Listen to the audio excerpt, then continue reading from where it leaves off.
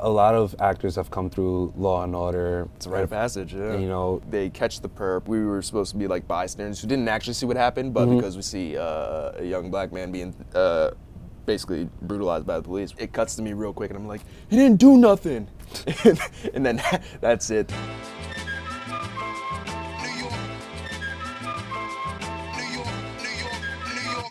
Summertime in New York, minute. Everything can change in the New York minute. Everything can change in the New York minute. In the darkness, the sirens yell. Somebody going to jail. If you find somebody to love in New York, you better hold on. What's going on, everyone? Welcome to season 2 of Conchalant, the one-stop shop for all my NYC creatives to come together and talk that talk. I'm your host, Contrast, aka the coziest, aka Mr. Conchalant, and I want to thank you for tuning in. Now let's get to it. Jaelin, I want to welcome you to Conchalant. Yeah. How you doing, my brother? What's going on? It's been cool. It's been cool. I've been in a period of just like, kind of just waiting for things to happen, which is a little strange, but I'm used to it. I mean, obviously, I know you, but my audience, maybe doesn't, so you want to tell us a little bit about yourself? Yeah.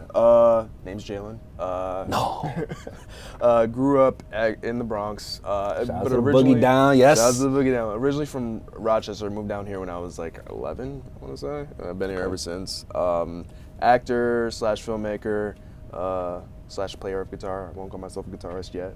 Until it's official. Yeah, I grew up here. Always been fascinated and completely in love with the world of cinema, so that's sort of just navigated, that love has sort of just navigated me to just following the path of it and becoming an actor. Listen, I'm happy to have you here. You are somebody I went to high school with. Yeah. What year did you graduate? I graduated 2014, yeah. Okay, so I was there from 2010 to 2014. I just got there in 2014, so I guess when you were a senior, I was a freshman, and it makes sense why we didn't cross paths. Even though as a freshman, I was hanging out with a lot of the seniors. I used to go to the parties with them and stuff. I've seen you like around all the time. Yeah. Like, actually, in terms of like getting to know each other, I don't think we actually met until like after high school. Yeah, we bumped into each other on a shoot that my boy Eddie was doing, which you know Eddie as well, right? Yeah, he was in my thesis film for college. Okay, and that's fire. how I met him. Got you. Yeah.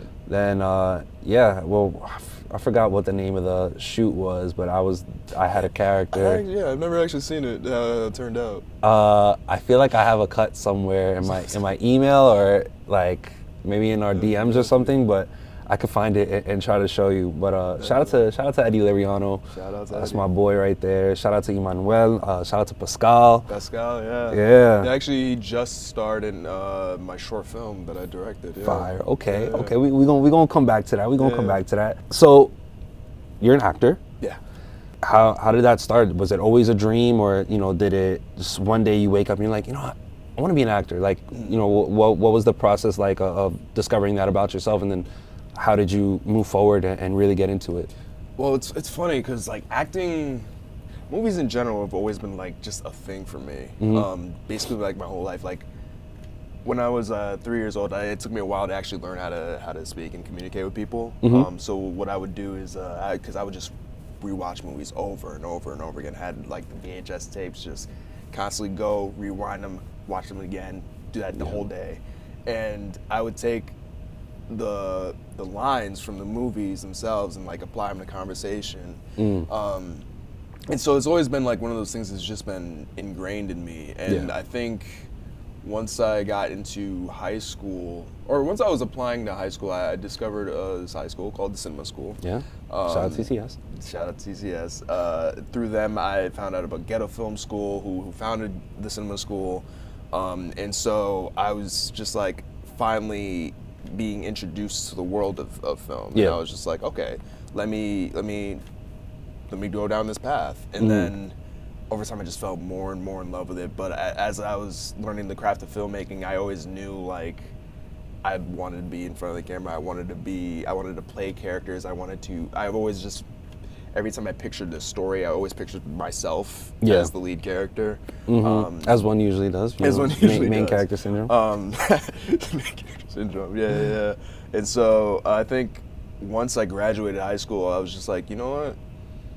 Yeah, I'm gonna go down this path. I started training in my senior year. I went to Stella Adler School of Studio of Acting. Okay. And did that throughout college. I was auditioning, but like I kind of had like this mentality of like at any point I'm ready to drop out because like at any point I could just book that role. Luckily that didn't happen. Luckily I was able to actually go through college because through college I actually met my manager. He was one of my close friends for a while, and then like once we graduated, he called me up one day. He was just like, "Hey man, I'm actually opening up my own managing company. I'd actually love to take you on as a client." And then from there, That's dope. it evolved into a career. You just have a manager, or you have an agent as well? I have a manager. I have an agent who's based in Atlanta but covers the East Coast, and then I'm actually looking for a West Coast agent. So how did you go about finding like your agent? Obviously, your manager reached out to you, but like agent is a little bit different. So right? with agents it's a really tricky game. I feel because it's a weird dilemma in the industry where in order to get an agent, you have to be getting into the room, and you've already got to be auditioning, or you've already got to be booking, or you can be doing theater, but somebody has to sort of see your work. Yeah. But in order to be getting into these rooms, you need an agent. And it's a very tough spot for most actors. Me, I feel like I kind of lucked into, just specifically because I met my manager through college, and my manager hooked me up with my agent. He's hooked me up with my commercial agency as well. So it's been, I don't know, it's an industry that I've learned over time. It's all about who you know. There's no, it doesn't. You could be the most talented guy in the room, but like, you can only go so far unless you know people, unless you have those connections. Yeah, and that's very unfortunate. I mean, I think that's life though. It doesn't matter if you're in the entertainment industry or working a corporate job. Like, as long as you network and find the right people, you're gonna be able to catapult to whatever level you need to. Definitely. And you know, obviously you can always be talented, but the talent is only going to be great if, or rather, the talent won't be great if nobody knows who you are. So you have to kind of do that work of being around people, rubbing the shoulders, shaking the hands, kissing the babies, and you know, talking to people. And I think people also feel like a lot of that is ingenuine. But you know, sometimes it can be, but I feel like for the most part, like as long as you're just a good person and you're genuine with yourself, then the networking aspect of it isn't gonna be so daunting where you're like, I have to be fake and these people are fake. Like, no, I'm just a good guy, and people can respect that. Yeah, you have to approach, like, I feel like, especially when it comes to like networking in general, I feel like networking kind of feels ingenuine, specifically because you kind of approach it like, okay, I'm meeting people, but like at some point, what can they do for me? You know, rather than just I'm meeting people and we're just connecting as human beings, from person to person. Yeah, sometimes you have to kind of draw that line, but they blend as well. You know, you never know, somebody you meet just by being genuine might be the person that you actually benefit from, and you didn't go in there with that intention of, oh, I'm going to benefit off meeting this person. And I think also people confuse the benefit as something that is transactional, or you know, I'm taking something from you. Whereas like, no, if you know, you're a good person, I'm a good person, I want to help you, you help me, that we can still benefit from each other. It doesn't mean that, oh, you've got something I want, I need that, I'm gonna take that from you. And it's just like, people are just so like, oh, you can't, it's so transactional, so I take, and like, no, it doesn't have to be like that. Because at some point it just feels like you're politicking a bit, rather than actually just trying to make friends. Some of it is a necessary evil, and some of it isn't evil at all, and you know, you got to learn how to navigate through it and figure it out. And you know, the more you expose yourself to it, the easier it's going to become to figure out, all right, you're BSing me and you're a good person, and even though this person might be BSing me, they have something I need, and you know, keep you at an arm's length and maneuver like that. So to all you people out there that think, you know, you shouldn't network, or networking isn't a part of what you need to do, go out, touch some grass, go meet some people, shake some hands, kiss some babies, and build your network. Every little interaction can teach you something. Yep. Even the smallest can teach you. There's always a life lesson there. Exactly. So I wanted to ask, like, what was your first true experience on set? Because I'm sure like you've done some small stuff getting started, but like, what was like your moment of like, oh, I'm actually doing this shit now? The first thing I got was actually a background gig. I was a background actor on a Nickelodeon show. Okay. They didn't know at the time, but I was only like 15 or 16 at the time. So I was actually, I told them I was 18 so I could do like an overnight shoot. So I left school early, went to set. It was like a show called like Alien Dawn. I think it only went like one season. Okay. And I think it was like the pilot episode. That was like my first time on set. We spent the whole night at this like aviation museum. I forget where it was. I felt like somewhere out in like Long Island or somewhere like somewhere out in the country. So it was just like, man, that one was pretty eye-opening actually, because you kind of saw, especially as a background actor, you kind of see the hierarchy of what it's like on set. Like, people usually think, okay, from crew it's like from producer, director, all the way down to PA, but then below PA would probably be background.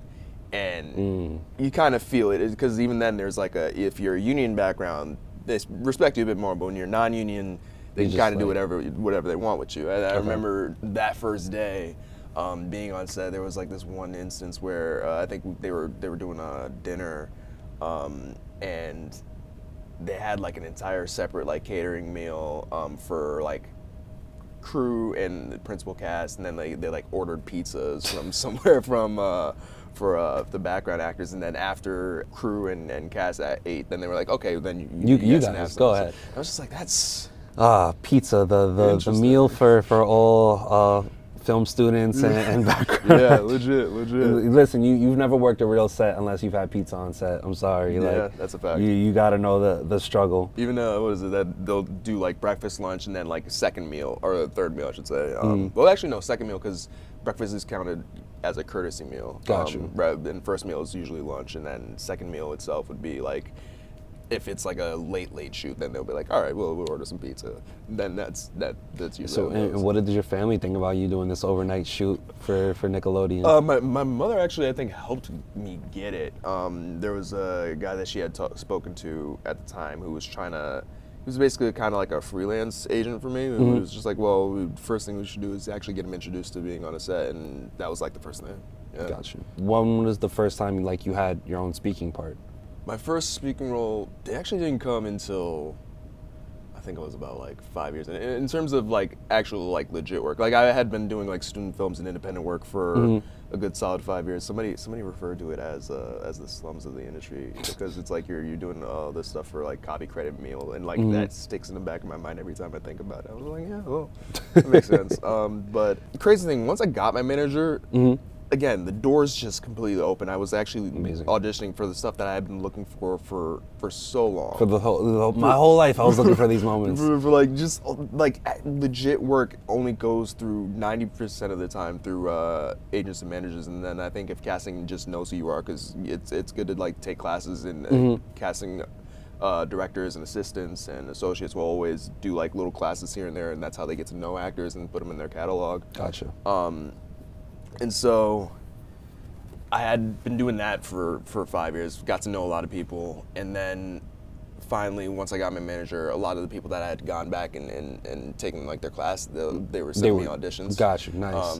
And then I had finally booked I think it was like 2019, I want to say. Yeah, 2019, 2018, around then. It was Law and Order.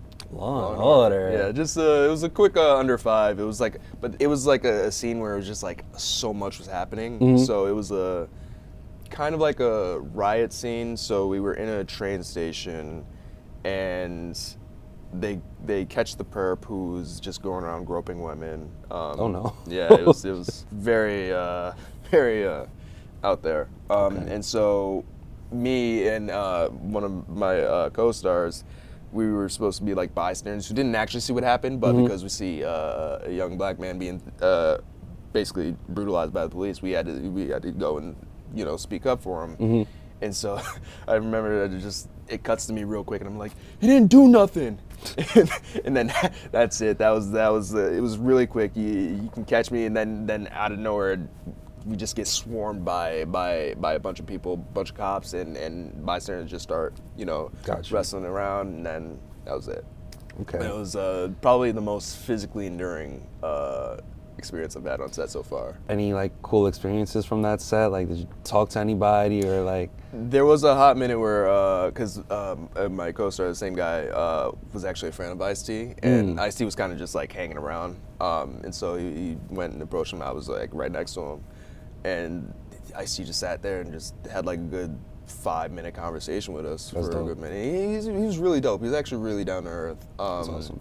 Which you don't, I mean, usually, actors usually just keep to themselves. I've had bigger speaking parts where, you know, I interact with like the lead for like maybe 5 seconds before they just go like, all right, I'm gonna go do my process and whatnot. But he actually took the time and just you have to just spit game with us, and it was cool. I mean, a lot of actors have come through Law and Order, and it's a rite of passage, yeah. You know, exactly, and like their careers have only gone up. So I feel like maybe he's like, I don't even know who I could be talking to the next, you know, super celebrity. So like, might as well, you know, sit down and talk. I mean, that shit is cool as fuck. Yeah. I think the SAG Awards just did this thing too, where they had like an entire montage of like an entire bit just dedicated I saw to that. actors who were in Law and Order. Yep.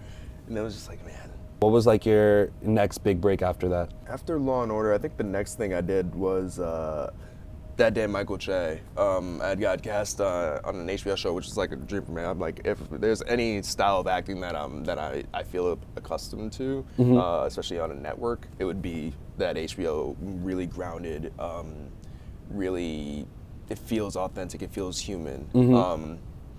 And I had got cast in That Day Michael Che. I was in the pilot episode, and actually, they had called me back for like a quick cameo in the next season too. Got you. So it was really nice. I had watched that show like by myself without even knowing you were in it, and then I'm like watching. I'm like, oh, I know that guy.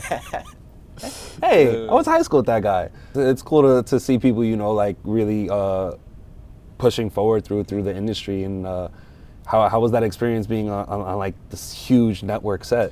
Honestly, that day was. It took place in the wintertime. We were outdoors all day on a basketball court. I forget what part of the city we were in. It was somewhere, I think, in Lower Manhattan. Okay. So it was just cold, man. It was just freezing the whole time. And I just kept thinking about that.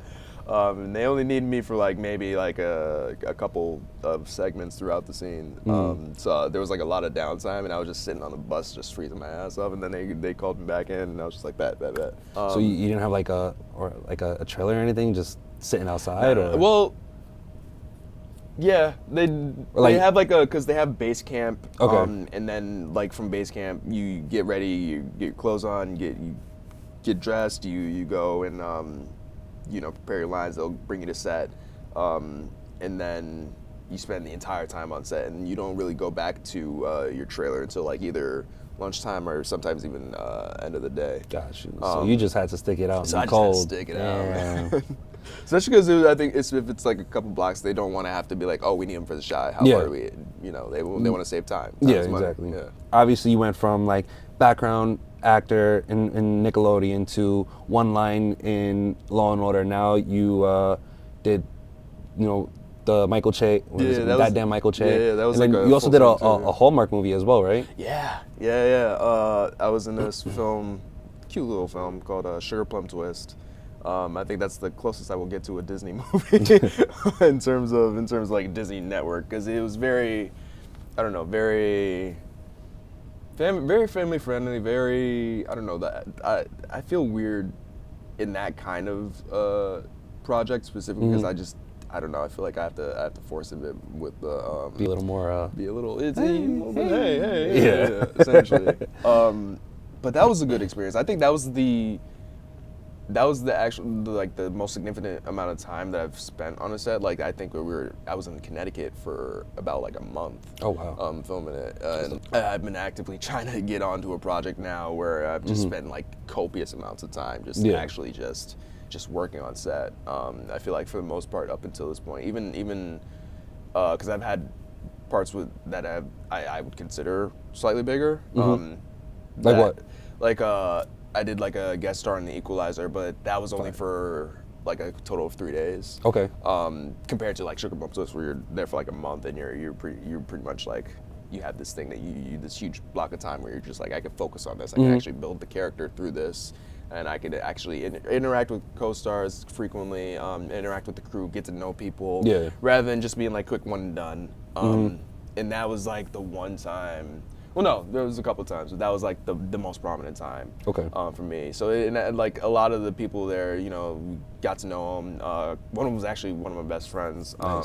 But just invited me to her birthday party, actually. Shout out to those. Happy Shout birthday. Shout out to Claire. Shout out to Claire. Happy birthday, Claire. Claire's dope. And so, yeah, it's one of those experiences that are near and dear to the heart, especially because it's just like, that felt like a very good, that helped me get my SAG card too. So that helped me elevate myself as an actor, and actually made me feel like, you know, I'm doing this. This isn't just like like lightning in a bottle. Like, no, this is a path that I'm on. How did each of these experiences, you know, prepare you for like your next role? I feel very fortunate that each thing that I booked was like a step up from the last. So it's like literally climbing the ladder, rather than like having like this one major thing and then a huge drop off, or having like this very small part and then boom, getting cast in like as the lead and in like a franchise or something. Because you know, it's almost like I've been eased into it.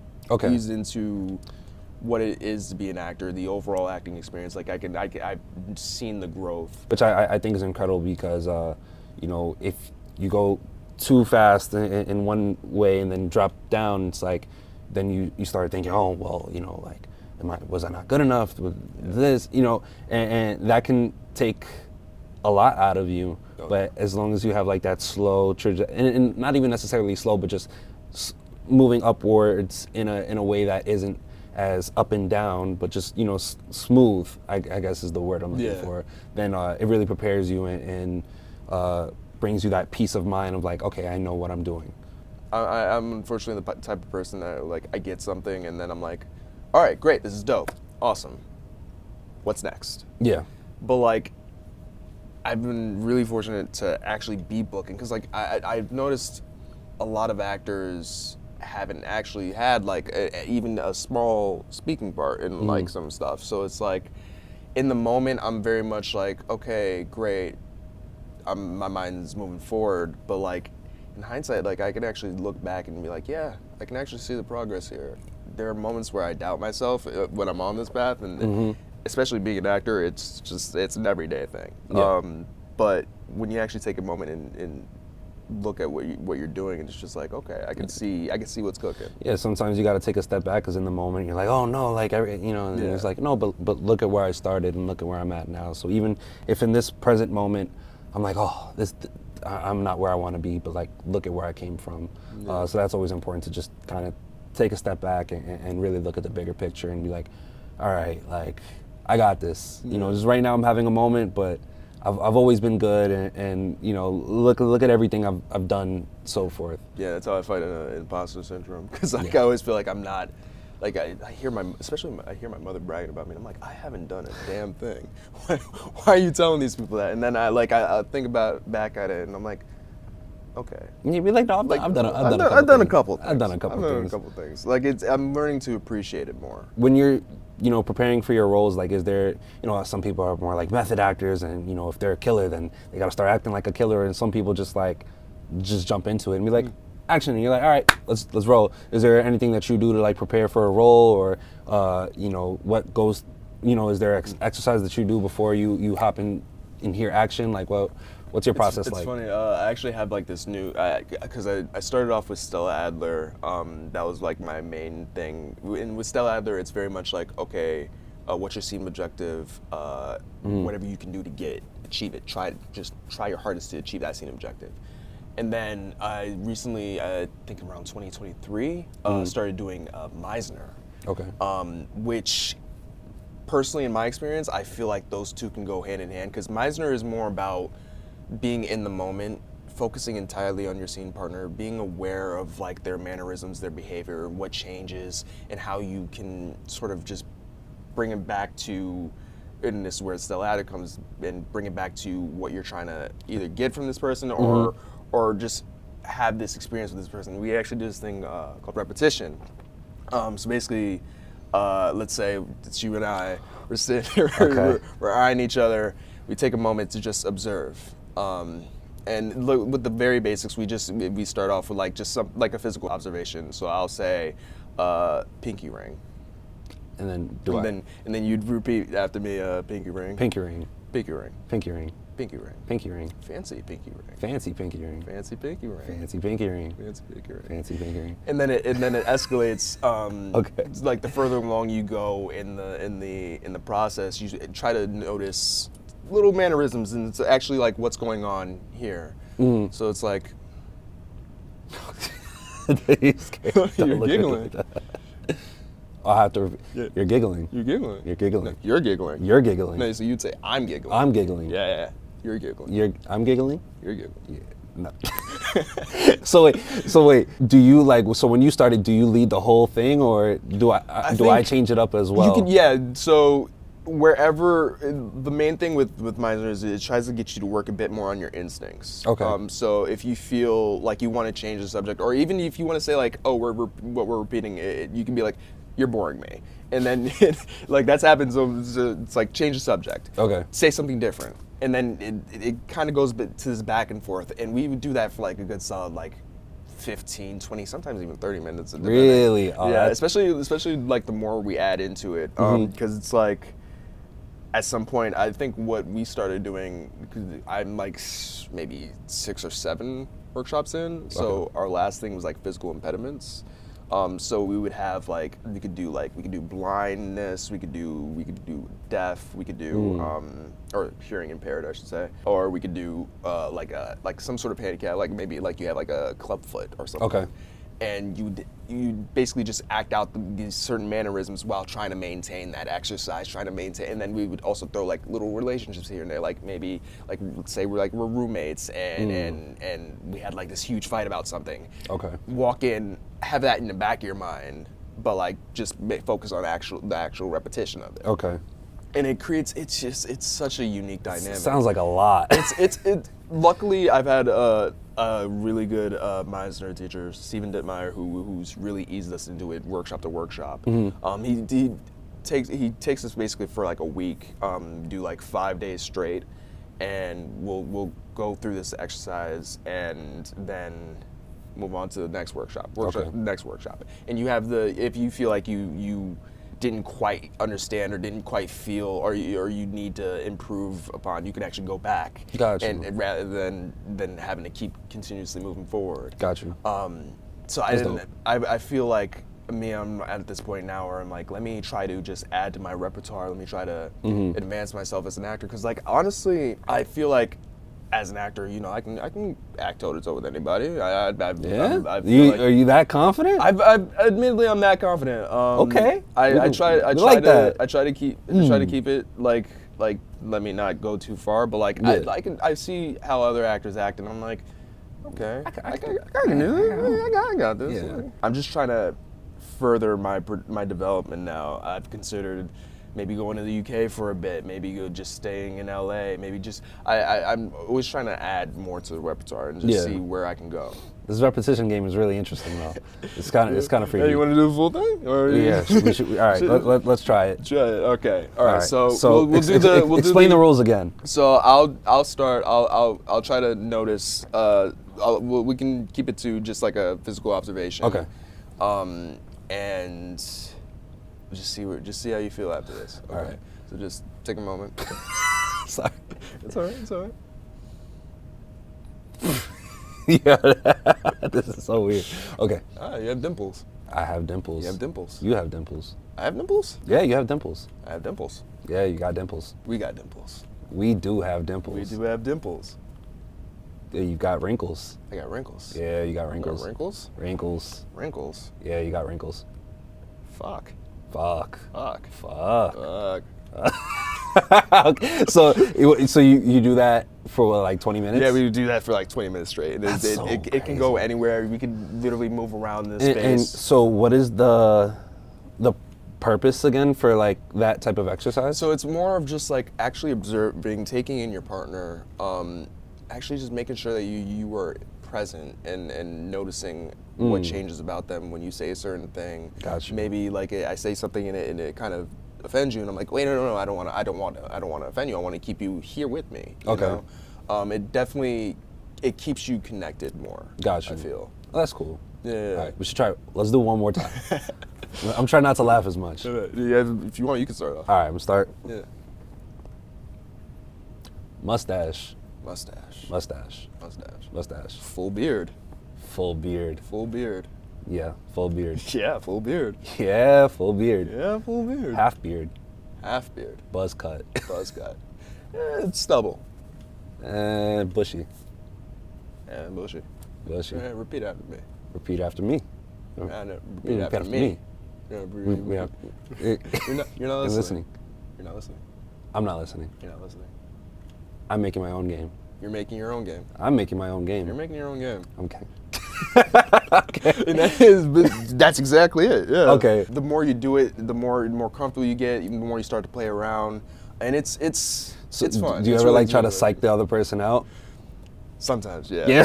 I'm not- Obviously, that's not the point of it, but I'm sure. No, like, I think like for me, like sometimes like if I get an instinct to just sort of just poke at a person, especially because we take the class and it's often the same faces. So like you get a certain level of just comfortability. And Gotcha. You start to play around a bit more. Steven occasionally does like a taster, and he's way better at explaining it than I am. Like he usually does like a good. I think it lasts like maybe about 2 to 3 hours. He'll go spend like the first hour talking about Meisner and helping you get acquainted with it, and then he'll start like helping you guys do the exercise and just talking you guys through it. And I can definitely invite you out next time he does it. I don't know when I think he's gonna start doing classes again, probably in this month actually.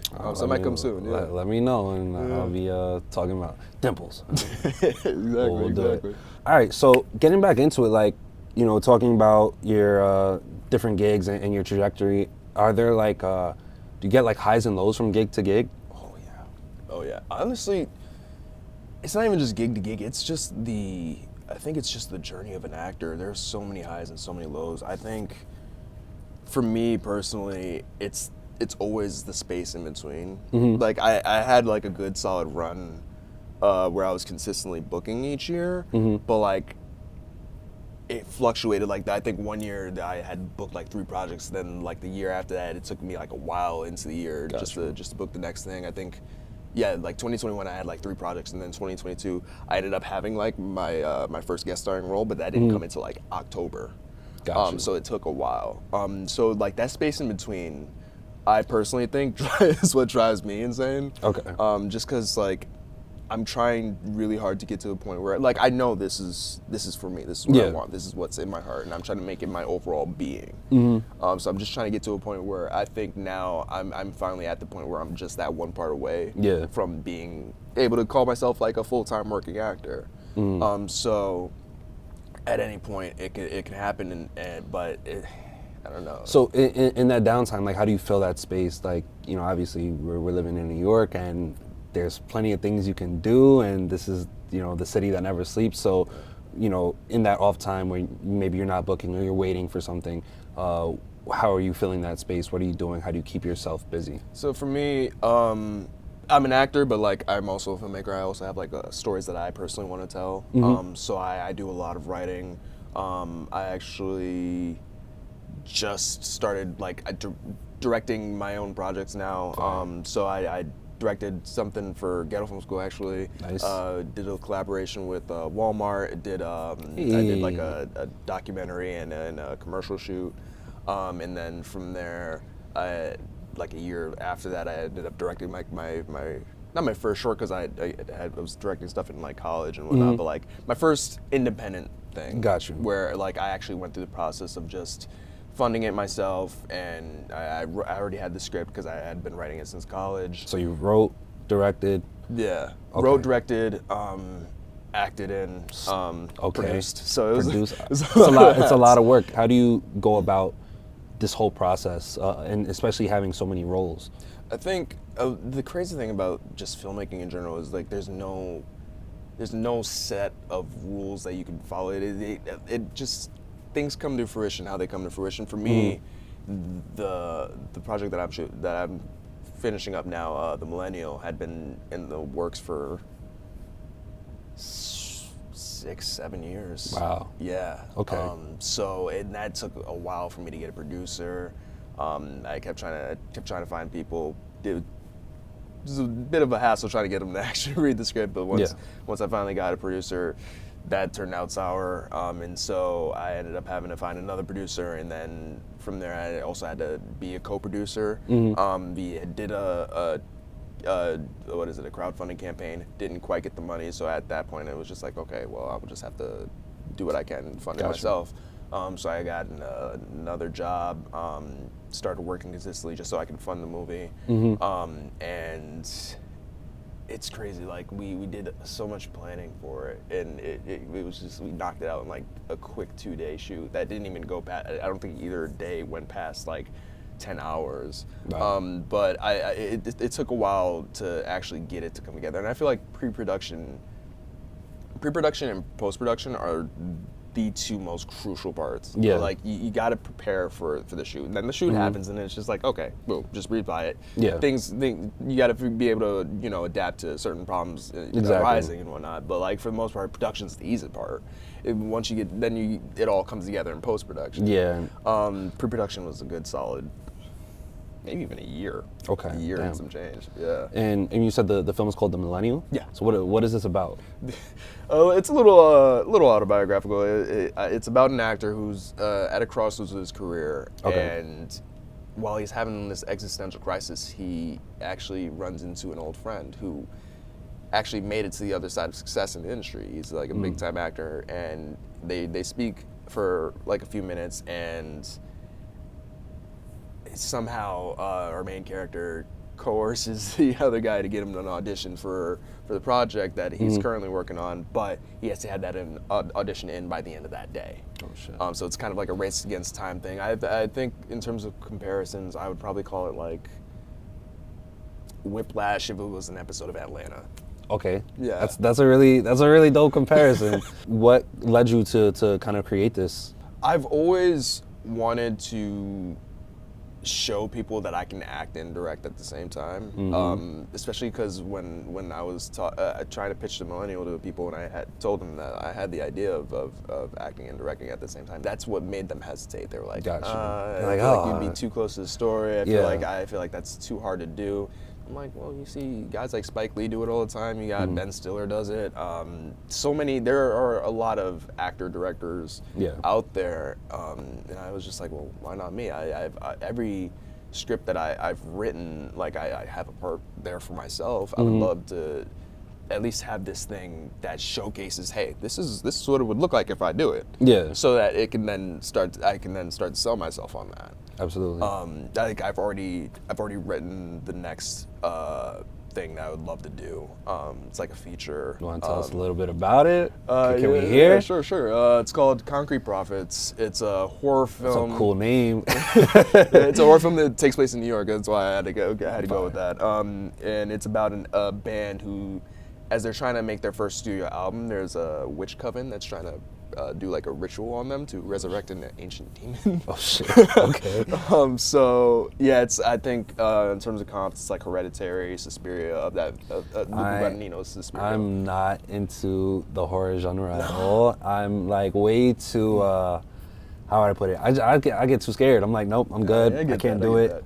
I think, especially over the last 15 years, like there's just been a renaissance in the genre, and I feel like horror has consistently like produced the best work of each year, but unfortunately we're at a point now where like stuff like the Academy Awards, like they'll never actually recognize like the quality work that horror has given us. Gotcha. Like Hereditary was probably like a top 5 film of that year. Toni Collette probably had the best performance of any actor in that year. She wasn't even nominated. It's crazy. And it's crazy. Like stuff like Nosferatu just recently got shut out. Before that, there was Longlegs. There was The Conjuring didn't get any nods. I think the only horror film to really get nods in the last like 15 years was Get Out. That's crazy. And that's because of how strong it is politically. But it's just like, for the most part, that genre is just really disrespected in the industry. How does the industry affect you as like an independent filmmaker? Like, do you feel like you're being counted out? It's there's a weird thing going on. I've noticed it mostly as an actor, but it does kind of go hand in hand with the filmmaker a bit. There's a thing now where it's kind of like they're actively looking for a sure thing, and which I get it. It's kind of been that way for a while, but like now it's getting tougher because they're less lenient on taking chances because it's harder to make their money back this time around because there's no such thing as DVD sales anymore. So they have to either rely solely on the box office or whatever. I don't even know how they make their money on streaming, but I think because things only have such a short amount of time in the theater, it kind of creates this dynamic of you can't really make your money back. So like a lot of movies end up flopping, and then that makes it hard to get your next shot. I think what is it, Furiosa, the Mad Max film that came out last year or the year before, that technically bombed. So now really, now it's like, well, we don't know if there's going to be a second Mad Max. That's crazy. Just because that movie bombed, and it bombed because I feel like they didn't quite promote it enough, but they also, I don't know. I mean, I feel like I saw stuff for it everywhere, and people were talking about it. So even you telling me it bombed, like I'm like, really? Like right. I saw so many ads and so many like, trailers and featurettes, and so it's like even you only give them like 4 weeks to make that money back, and that's a lot of money to make back. And it's just like there's other stuff coming in. I think you gotta give it at least 2 months for it to actually have a solid run. And, why do you think the industry has gotten to that? Because I'm sure like pandemic has played a part of it, and then I'm sure like the strikes, actor strikes, writer strikes, director strikes, like I'm sure that also became a part of it as well. So like how did a lot of that stuff affect you, and like how does it affect the industry? So I think the industry overall was really affected by COVID. That completely shifted the overall dynamic. I think since they were already releasing stuff on streaming, like doing like new releases on streaming, like people just they assumed maybe that the consumers were just like, okay, well I'd rather watch it at home as soon as possible rather than go out in the theaters. But then again, they still had to go and make their money, so they still have to release it. But they'll release it, and then like a month later it's on streaming, and then it's just like, well, there's no point in going to see it again in theaters. So that makes money tight, and because they're losing money, they're getting a bit more restrictive on what they select to get greenlit, who they get to act in it. So like a lot of times you'll see like the they're same actors because they don't know what, I guess, who the new Hugh Jackman can be, where it's like they take a chance on a complete unknown. Yeah, be like, why should we try to get the new Hugh Jackman when we could just get Hugh Jackman? Yeah, gotcha. Or they go for Chalamet or Zendaya or Tom Holland or whoever is like the next big thing, but like not next. Yeah, they're already big. They don't take that chance on the newbies, unfortunately, as much anymore. And I think the strikes overall were just it took a lot out of the industry, because now nobody's making money, nobody's making anything. So I've noticed, especially since the strikes happened in 2023, they ended like around December-ish, November, December. And then 2024, it was just like very little auditions were coming in. Gotcha. Which I was very surprised by, because I was like, okay, once strikes end, I expected like an influx of just so much coming in. And you got like the complete opposite. It was the complete opposite. And I had taken a couple classes with casting directors, and they were saying like, well, nothing's being picked up right now. They have to make up the losses from what the strikes took from them. I follow a lot of like industry, like especially film industry stuff on Twitter, and like like leaks and like rumor mills and stuff like that. And the strikes were like the craziest thing. They were like, oh, so and so shelved this film for the tax deductions, and HBO put I think David Zaslav put away Coyote versus Acme. Yeah. Which, what's the main actor's name? Will Forte. And that was like a film that they were really excited about, and then it got shelved. And then like Batgirl. I was just gotta say, Yeah. Batgirl got shelved too, and Yeah. you know, granted, like they were like, oh well, you know, it didn't do well in our pre-screeners, and you know, testing audiences didn't love it. But I'm like, how, you know, I understand the sense of why, you know, don't put it out if we don't think we're gonna get return on investment. But like, how do you know unless you put it out? Yeah. You know, so Yeah. it's I was gonna say, crazy. Marvel did like 5 different reshoots with Brave New World. Mm-hmm. They at least kept like trying to figure out something Yeah. to make it work. You saw it, right? Yeah. What did you think about it? Well, spoiler alert / no spoiler. I mean, but at this point, if you didn't watch Brave New World already, like I think it would be okay. They basically made a Hulk movie just without the Hulk, and I'm just like, Gotcha. it I guess, but it kind of I don't know. I feel like the least they could have did was at least have him as a side character and try to, like, I know there was like a legal issue where they couldn't actually make a Hulk movie. Yeah, because I for a think while. Universal had the rights and stuff like Yeah, that. which I think ended in 2023. I googled it.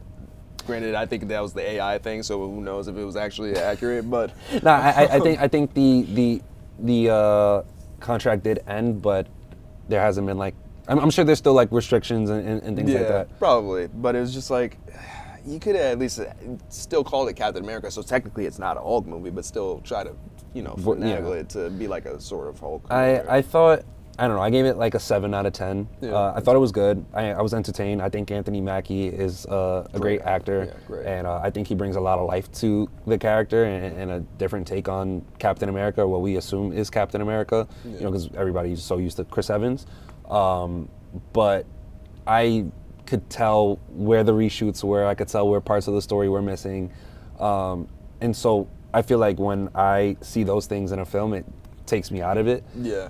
Certain things would just almost feel like rushed, where it's Yeah. just like you would need. I personally would have added like a couple of reaction shots here and there before like certain action sequences, just to justify, just to justify them. Really, Yeah. like it goes a long way, even if it's just a quick cutaway to somebody giving like a look, but that look can tell you everything. Yeah. It's just added nuance. For the Well, film. I think they had removed a lot of the story, so they had to replace it with some like exposition in certain areas, which Yeah. I'm like, all right, I get it, but yeah, it was like, even having Giancarlo Esposito in the movie, I was like, yeah. an amazing actor, Amazing and I felt like he wasn't being utilized in the way that he should have. I'm like, oh, like Yeah. this dude is gonna be a badass, and he was campaigning to be Doctor Doom for the longest time. So like, Yeah. when we heard Marvel picked him up for something, you're like, yo, this has got to be good, and then he's like, just a runoff Yeah. character, and you know, and I Yeah. like, I get it. You know, you again going back to, we want to make return on investment.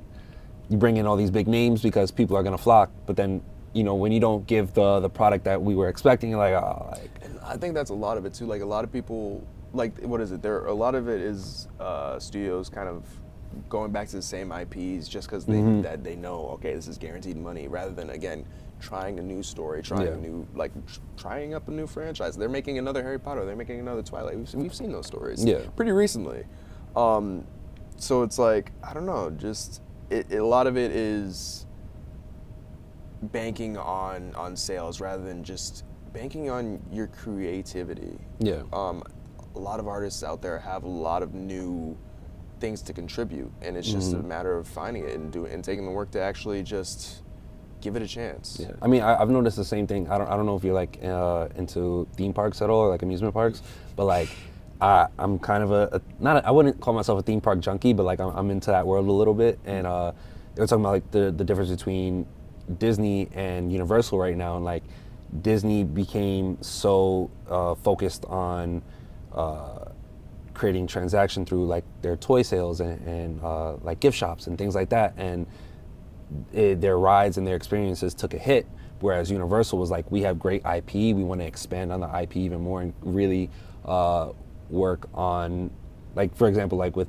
Super Mario World now, or Wizarding World of Harry Potter, they really like expanded and created this whole I mean, for lack of a better term, this whole experience when you walk in. And not to say Disney doesn't do that, but I feel like Universal was doing it in a way that was like completely different, and so now they're opening a whole new park, and now it's just like that's how you do it. If you're gonna keep going back to the same thing, do it in different ways. Exactly. Like a lot of people don't like the new Star Wars, and I'm like, well, I mean personally, a lot of them are fine.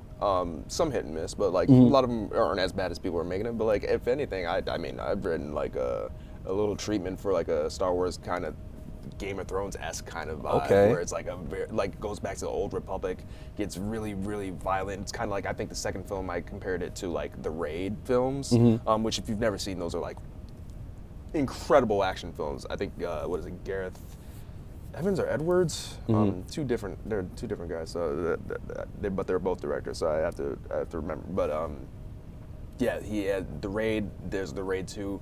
Really incredible action films. It's of that same vein. Gotcha. To a certain degree, like little things that you could do to just up the franchise a bit more. Rather than, granted, it's Disney, so you have to keep it a certain amount of kid friendly. But like I think you can go bold. You can have like with Marvel, they can do.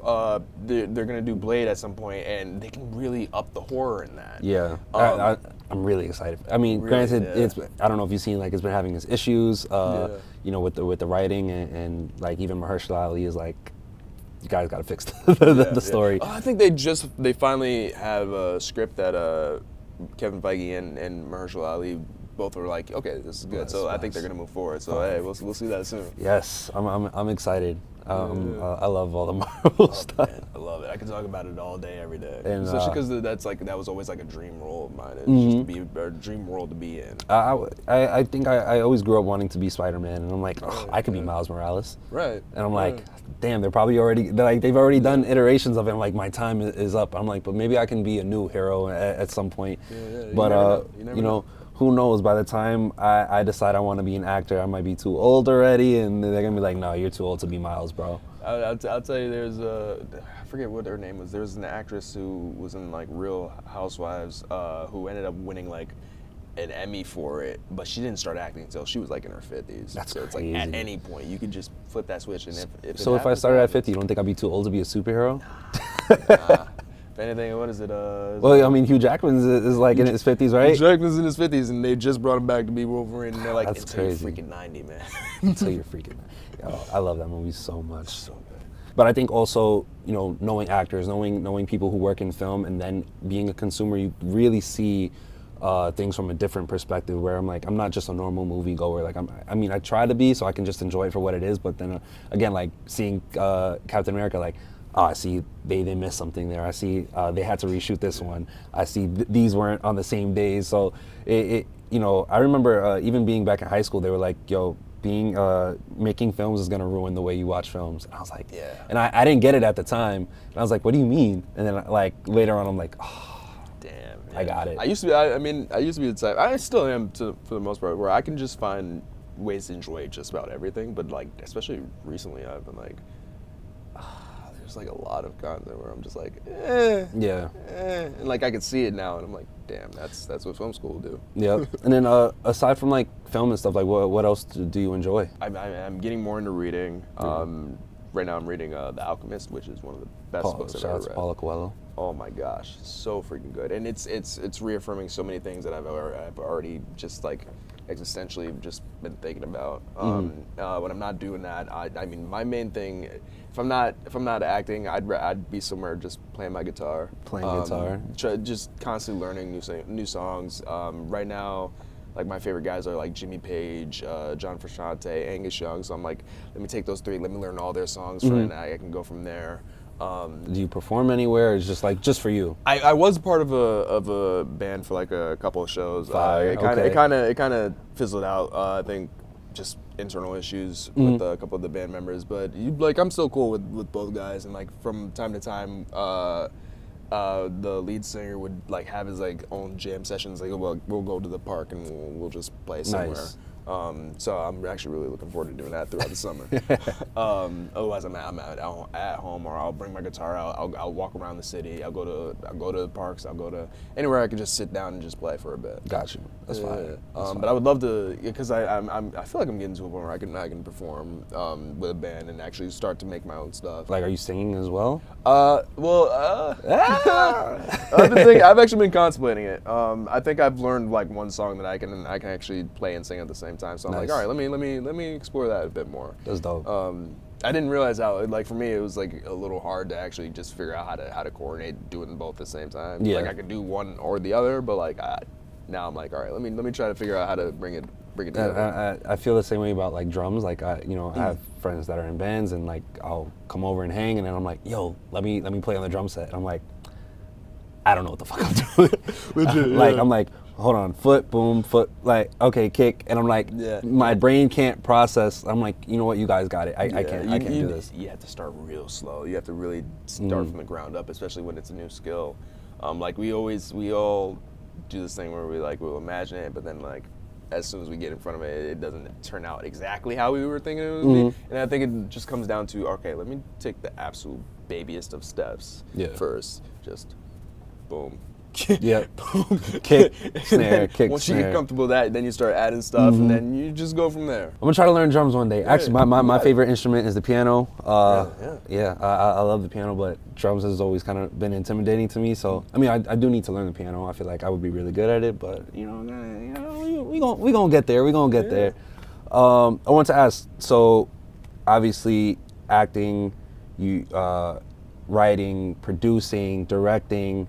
You have the Millennial coming up. Is there anything else that we should be looking forward to coming from you? Well, most recently I did American Sports Story. It's a crime story about Aaron Hernandez. Okay. I played a quick part. It's quick, but it's I feel it's pretty essential to the story itself. I was in that. That's actually streaming on Hulu.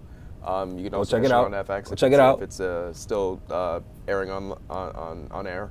Other than that, I mean, I have the Millennial. We're still in post. We're getting ready to finish it, and then hopefully have a good festival run. Nice. Then from there, hopefully I have already going back, re-looking at Concrete Profits. Hopefully get to pitch that soon. I'm gonna start. I've already have a deck. I'm gonna update it because I'm getting like new ideas for it. Other than that, yeah, just trusting the journey, waiting for things to happen. Beautiful. Yeah, trusting the journey. That's what we about here. Just gotta keep on your path and keep moving forward. So, Jaelin, thank you so much for sitting down with me and talking today. Thank you so much. It was a pleasure having you. Really, yeah. And I think that's gonna take us out. That concludes today's episode of Conchalant with Jaelin Taylor. You can find him at right here, his Instagram handle, Jaelin Taylor. Make sure you follow me at contrast.nyc on Instagram, and of course, support the show at Conchalant on Instagram and Patreon, and I'm gonna see you on the next one.